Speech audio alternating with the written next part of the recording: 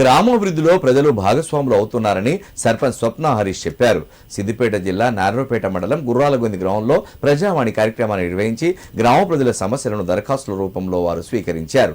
ఈ సందర్భంగా మాట్లాడుతూ నారాయణపేట మండలం పరిధిలోని ఈ గ్రామంలో ప్రతి వార్డు మెంబర్కు ఒక్కొక్క మంత్రి శాఖ బాధ్యతలను అప్పగించినట్లు తెలిపారు.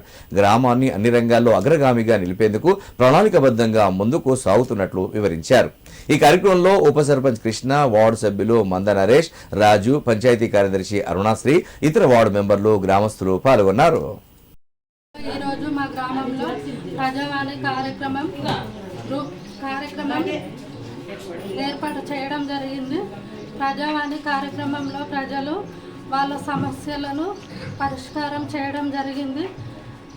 కేంద్రంలో, రాష్ట్రంలో మంత్రులు ఎలా ఉన్నారో గ్రామంలో మంత్రులను, వార్డులకు శాఖలను కేటాయించడం జరిగింది.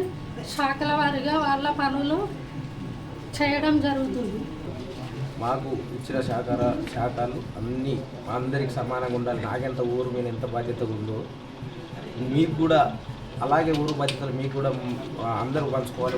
ఊరు సమస్యలన్నీ మీరు అందరూ పంచుకోవాలని మా 10 వార్డులకు మంచికో శాఖ ఇచ్చారు.